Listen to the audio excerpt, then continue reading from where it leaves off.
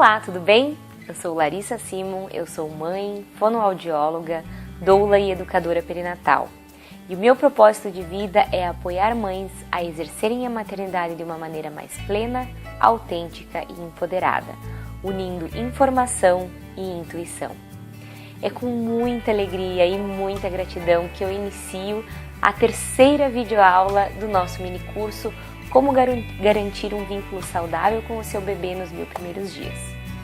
Eu estou realmente muito feliz, é o fim da nossa jornada, dessa nossa pequena jornada, que me deixou muito satisfeita, porque é o meu primeiro trabalho assim online, e isso está me deixando extremamente satisfeita e feliz por estar concretizando esse sonho de levar essa informação de amor, acolhimento, de valorização da intuição e do feminino para mais e mais e mais mulheres mundo afora. Então o assunto da nossa videoaula 3 é sobre os desafios do segundo ano de vida. Porém eu vou começar recapitulando um pouquinho a nossa segunda videoaula. Até se você não assistiu a videoaula 1 e a videoaula 2, seria bem importante que você assistisse porque elas têm uma certa sequência assim, lógica, então seria interessante você assistir, mesmo que o seu filho não esteja nessa fase mais inicial, é bem legal você dar uma olhadinha lá, tá bom? Então, na videoaula que falava sobre o primeiro ano de vida, o que a gente conversou? A gente conversou sobre puerpério, sobre a importância de uma rede de apoio que vá além da rede de apoio familiar e a importância de valorizar os seus sentimentos, de deixar fluir o que está vindo, de aceitar o que está vindo, porque às vezes vem tristeza, às vezes vem alegria, às vezes vem encantamento, às vezes vem raiva, às vezes vem felicidade, às vezes vem frustração, e é tudo muito junto e é tudo muito intenso, então é importante que você tenha pessoas ao seu lado que estejam dispostas a te ouvir sem julgamento, realmente te ouvindo e te apoiando da melhor maneira possível, da maneira mais amorosa e mais empática. A segunda dica que eu te dei foi com relação à amamentação, sobre a importância da amamentação, não só para a saúde física do bebê, mas também para esse vínculo, né? Porque é a continuidade da alimentação que ele tinha no ventre, aquela alimentação contínua. Então é bem importante que você se esforce, se informe para poder amamentar o seu bebê de maneira exclusiva até os 6 meses e de maneira complementar até 2 anos ou mais. Falamos sobre introdução alimentar, sobre a importância de olhar esse bebê com respeito, de proporcionar a ele experiências alimentares interessantes, com autonomia, respeitando o seu desenvolvimento neuropsicomotor e o quanto isso pode fazer diferença na vida dele com a relação que ele vai ter com a comida no futuro, evitando assim distúrbios alimentares. E falamos também sobre o desenvolvimento integral das crianças. Comentando que existe uma informação que hoje é difundida que a gente precisa estimular. Na verdade, o grande estímulo para o desenvolvimento é o amor e a presença e a liberdade. Se a criança tem um ambiente amoroso, seguro e livre, ela vai ir em busca desse conhecimento e desse desenvolvimento porque é a natureza dela. Certo? Então, basicamente, foram essas questões que a gente tratou na videoaula 2. E na videoaula 3, nós vamos falar sobre os desafios do segundo ano de vida do bebê. O fim dessa jornada dos 1000 primeiros dias, né? Então, essa fase é o que eu chamo o início do fim da fusão emocional. Essa fusão emocional da qual eu falei na videoaula 1, que é esses dois corpos convivendo com uma só alma, onde todos os sentimentos acabam sendo compartilhados com o bebê e a mãe, ele sofre a primeira ruptura e a mais brusca aproximadamente aos 2 anos, certo?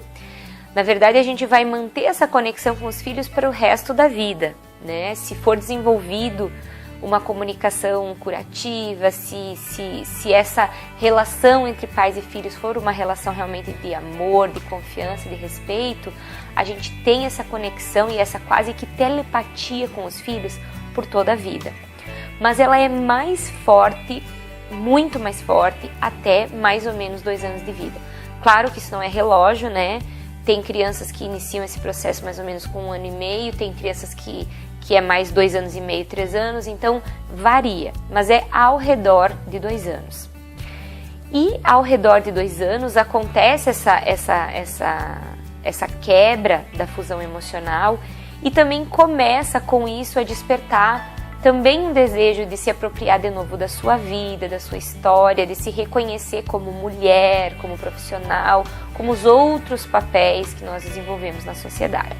Obviamente que antes disso a maioria de nós, pelo menos, começa a trabalhar, começa a voltar à rotina, né, normal, mas nesse momento vem mais forte essa sede de busca pelos outros papéis e de busca de se reencontrar nessa nova realidade.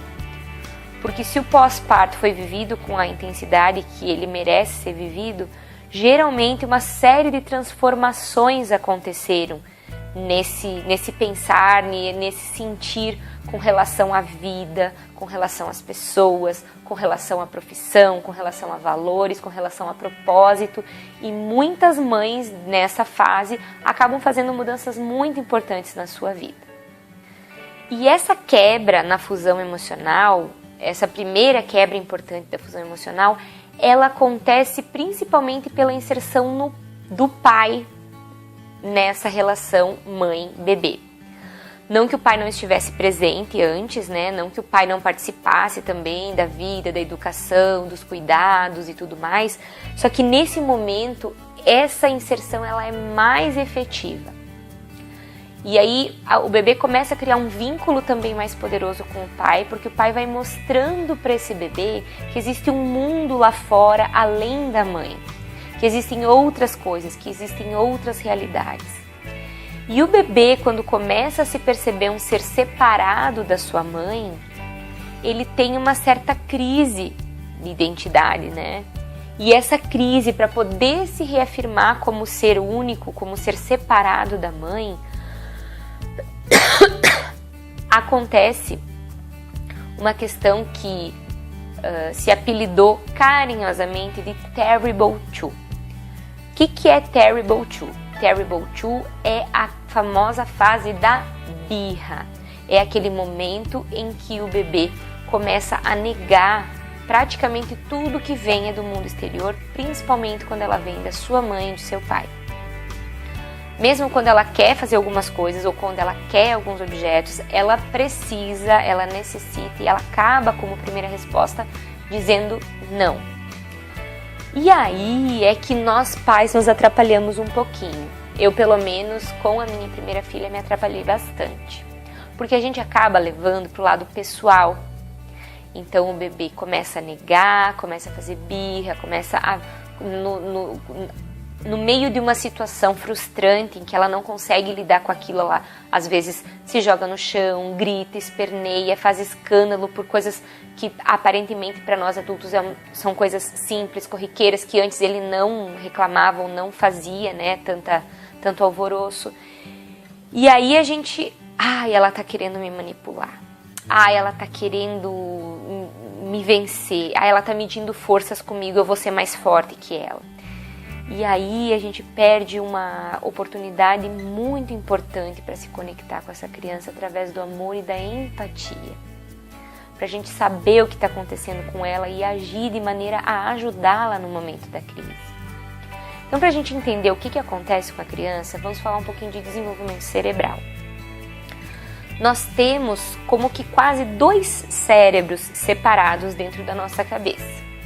Um cérebro mais primitivo, que é o cérebro reptiliano, que é responsável pelas questões mais básicas de sobrevivência. Respiração, manutenção dos sinais vitais, batimento cardíaco, ativação de sinais de perigo, e de fome, de sono. Esse é o cérebro mais primitivo, o cérebro reptiliano. Acima desse cérebro, nós temos o neocórtex, que é o cérebro mais especializado e que em nós, nos mamíferos, é mais desenvolvido e em nós humanos é mais desenvolvido ainda. Porque além do córtex, a gente tem o neocórtex, que é responsável pela tomada de decisão, pela racionalidade, por esperar, por analisar a situação, por analisar prós e contras e tomar decisões. Então, essa estrutura do neocórtex, essa estrutura mais pré-frontal, ela só acaba o seu desenvolvimento lá pela adolescência. Então, uma criança de 2 anos tem essa área pré-frontal praticamente nada desenvolvida. Então, o seu autocontrole frente a situações estressantes é praticamente nulo. Então, toda situação que o deixar frustrado, que o deixar confuso, que o deixar triste, vai causar muitas vezes situações de muito descontrole.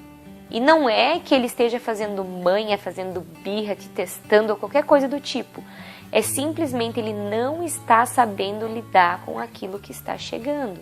Ele não tem a capacidade neurológica, cerebral, de lidar com aquelas emoções, de lidar com aqueles sentimentos.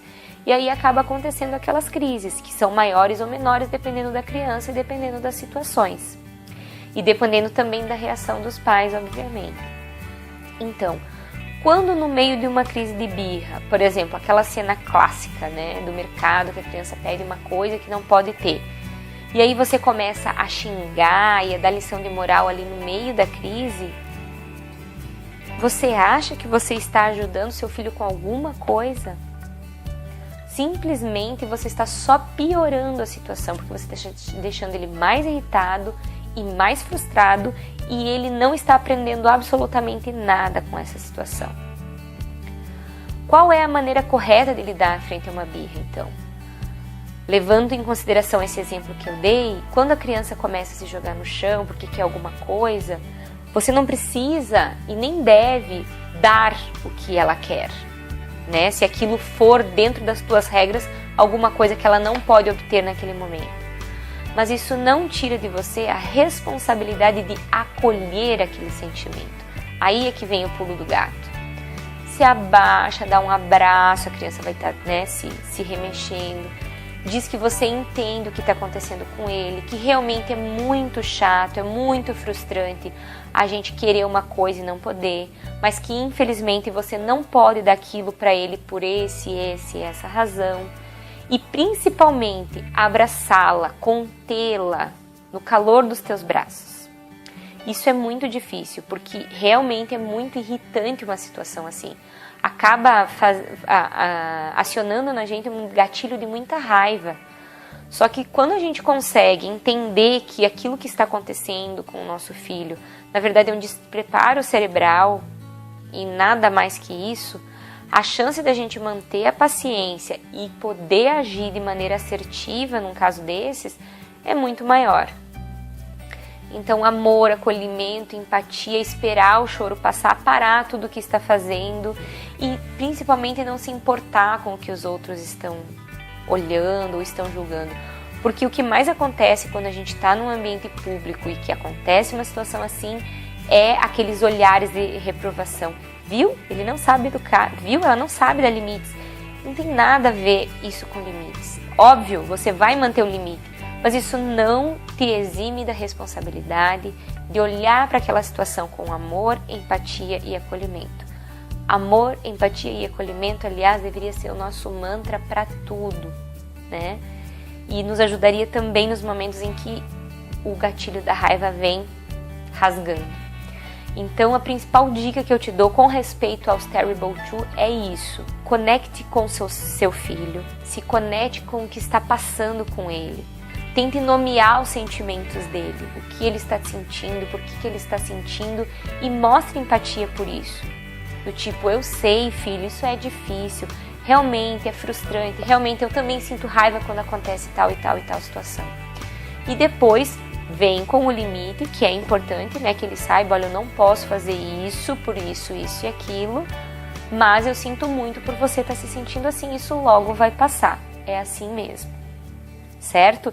E permita que o seu filho chore, que o seu filho grite, que ele coloque para fora, né, não que ele vá bater em ninguém, muito menos em você, permita que ele coloque para fora com o choro, com o grito, né, e tape os ouvidos para os pensamentos exteriores.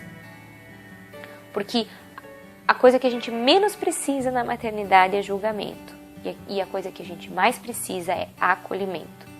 Então você mãe, você pai, que quando vê o filho surtando no mercado, o filho de outro alguém, ao invés de você olhar com aquela cara, esse não sabe dar limites, acolha essa mãe, acolha esse pai.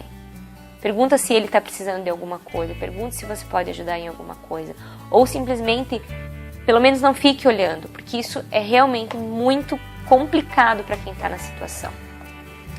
Certo? Então, nesse segundo ano, acontecem todas essas reviravoltas.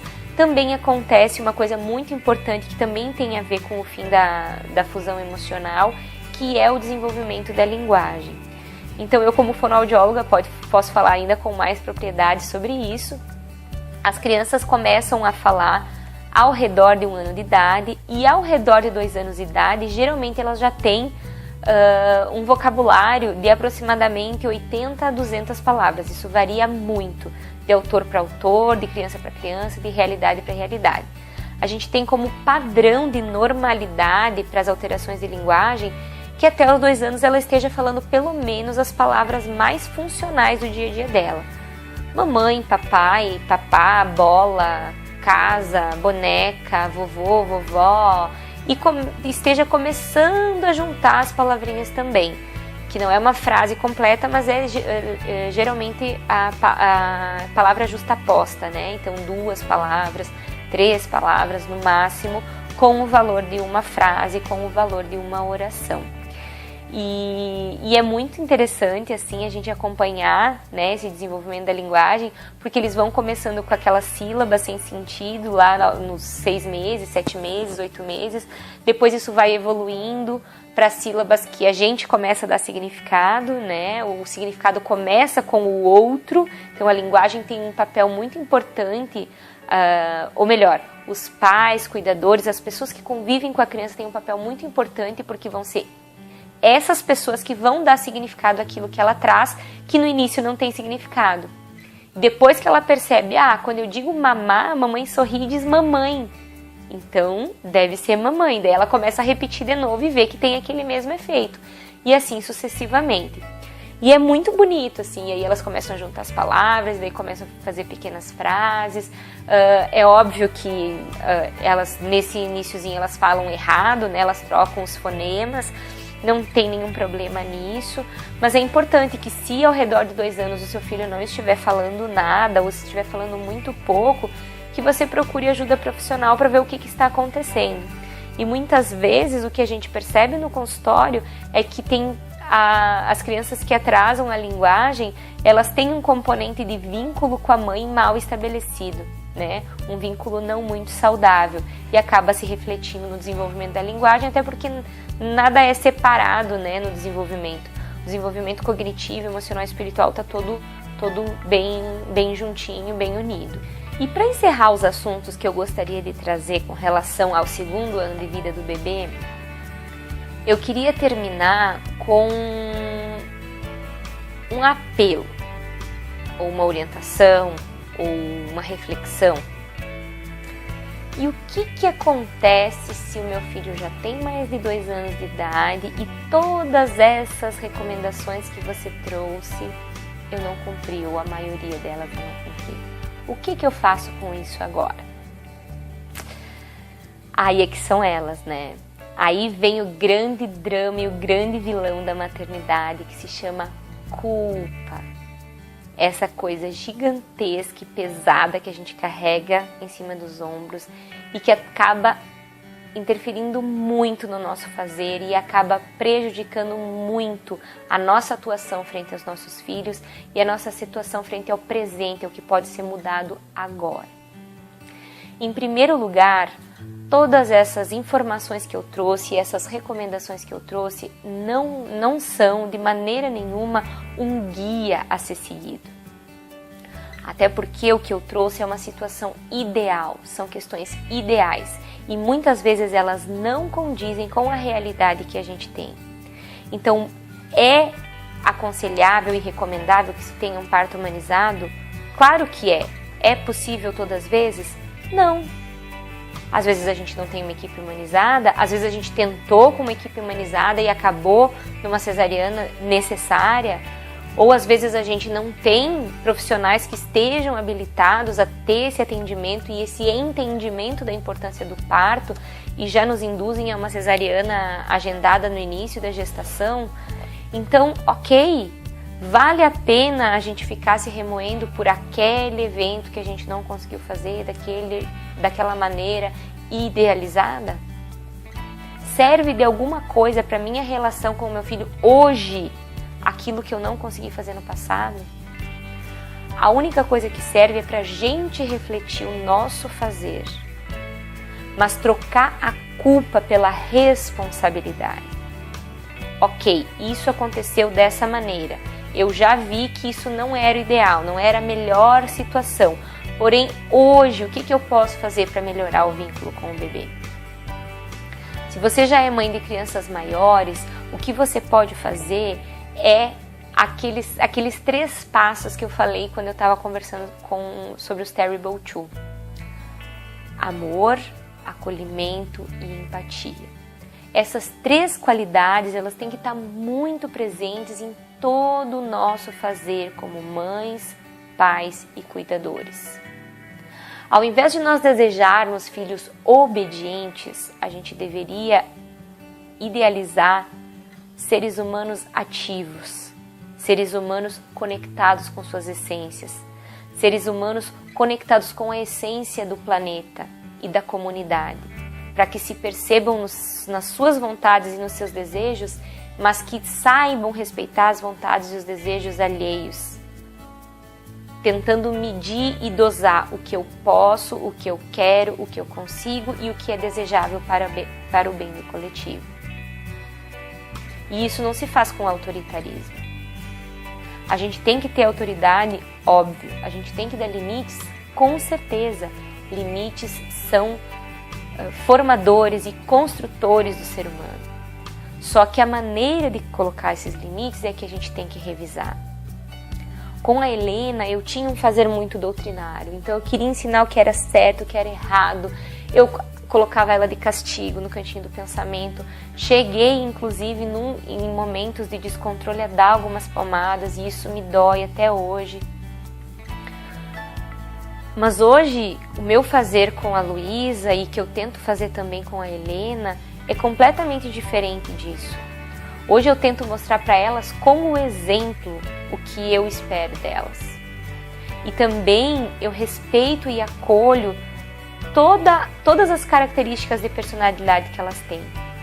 A luz e a sombra, as coisas boas e as coisas não tão boas assim.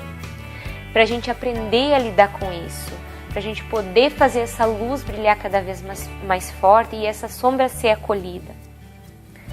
E isso não se faz com autoritarismo, isso se faz com amor, acolhimento e empatia. Com a colocação de limites de maneira firme, mas amorosa, firme, mas respeitosa. E nisso o que me ajudou mais nesse sentido foi realmente a disciplina positiva e a comunicação não violenta. Eu não sou uma expert em nenhum dos 2 assuntos. Eu sei o que eu li e o que eu coloco em prática com as minhas filhas. Mas o que eu posso te garantir é que realmente toda e qualquer intervenção amorosa, seja a idade que for, vai surtir efeitos. A única diferença é que quando a gente já começa com esse olhar no início, as coisas geralmente se dão de maneira mais fluida e mais natural, que é o que eu vejo acontecer com a Luísa. Eu enxergo hoje o meu fazer como mãe e a minha atuação como mãe de maneira muito mais tranquila e mais plena. Ela conseguiu se colocar no mundo de uma maneira muito mais tranquila. Ela conseguiu se desenvolver com muito mais liberdade, com muito mais autonomia do que eu pude dar para minha filha Helena. Mas isso quer dizer que assim, tá tudo perdido agora, a Helena, né, meu Deus, não tem mais chance de ser uma pessoa de bem e do bem na vida? Não, de maneira nenhuma. Como eu disse lá, quando eu falei da minha história, a Helena sobreviveu a mim e é uma criança incrível. Mas, na verdade, hoje o que eu procuro dar é esse amor e esse acolhimento e essa empatia que eu não consegui dar lá no início. Nesse momento, eu me esforço para dar a autonomia que eu não consegui dar naquele início. E tá tudo certo.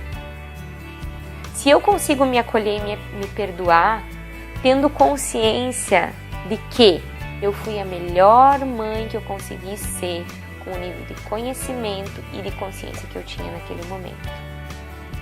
E outra coisa que é extremamente tranquilizadora e curadora é pensar que, de certa maneira, isso é meio difícil das pessoas que não têm nenhuma religiosidade entenderem, mas quem tem algum tipo de religiosidade ou de espiritualidade vai entender.